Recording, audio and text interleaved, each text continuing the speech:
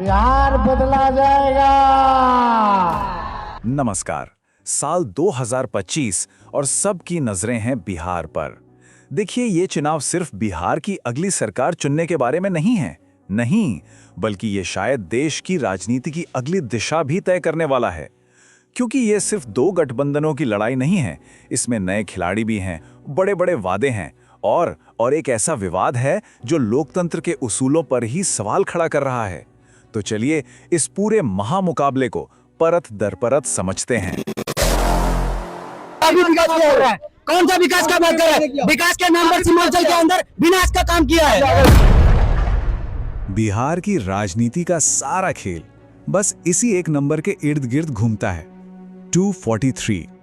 ये सिर्फ सीटों की संख्या नहीं है, बल्कि समझिए कि ये 243 अलग अलग रण क्षेत्र हैं, जहां हर एक वोट के लिए एक भयंकर जंग होगी।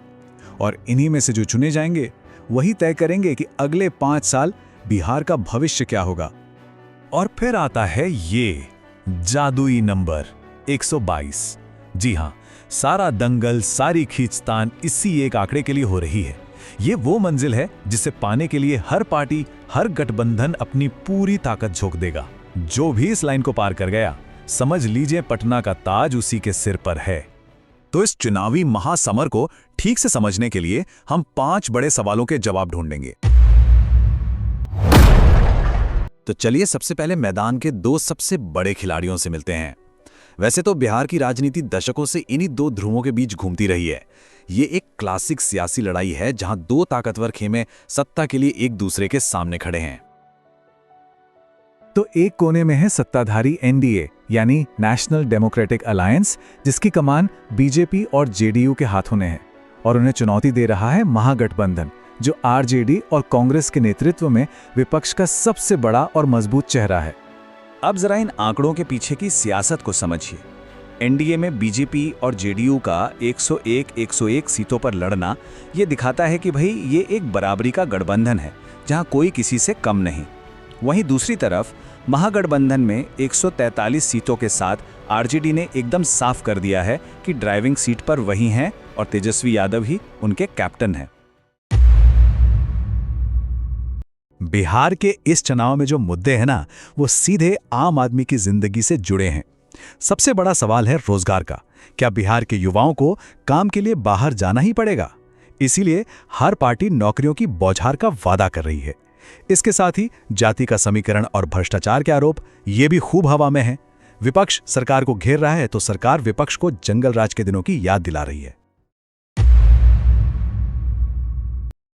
मैदान में एक ऐसा नया खिलाड़ी भी है जो पूरे खेल का समीकरण बदलने का दम रखता है और वोटरों को एक तीसरा, एक अलग रास्ता दिखा रहा है।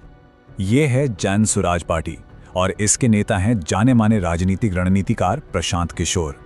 ये पार्टी खुद को दोनों प्रमुख गठबंधनों से एकदम अलग, एक तीसरे विकल्प के तौर पर पेश कर रही है। इनका मेन फोकस है बिहार में व्यवस्था परिवर्तन और साफ सुथरी राजनीति। और इनके वादे, सुनिए, इनके वादे बिहार की पारंपरिक राजनीति में किसी भूचाल से कम नहीं हैं। जरा सोचिए, नेताओं को पार्टी हाईकमांड नहीं बल्कि जनता खुद चुने। जो विधायक काम ना करे उसे जनता ही वापस बुला ले, और 90% उम्मीदवार वो हों जिन्होंने कभी चुनाव ही ना लड़ा हो। ये सिर्फ वादे नहीं है, ये तो पूरे सिस्टम को बदलने का एक ब्लूप्रिंट लग रहा है।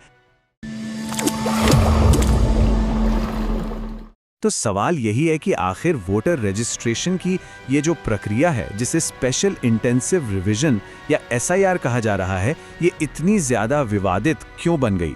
आखिर इसमें ऐसा क्या है जिस पर इतना हंगामा मचा हुआ है? अच्छा, तो ये पूरा विवाद आखिर हुआ कैसे? इसकी कहानी इन 4 तारीखों में छिपी है।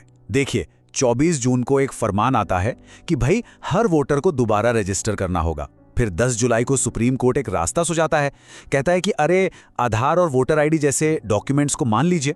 लेकिन 21 जुलाई को चुनाव आयोग इस सलाह को ठुकरा देता है, कहता है नहीं मानेंगे। और फिर आती है 25 जुलाई की डेडलाइन। अब सोचिए, बिहार के लाखों मजदूर जो बाहर काम कर रहे हैं, उनके लिए तो ये डेडलाइन उनके वोट देने के अधिकार पर ताला लगाने जैसी हो गई। और इस विवाद का सबसे हैरान करने वाला पहलू ये था, जिन डॉक्यूमेंट्स को पूरा देश पहचान पत्र मानता है, Aadhaar card, voter ID, ration card, उन्हीं को इस प्रक्रिया के लिए खारिज कर दिया गया।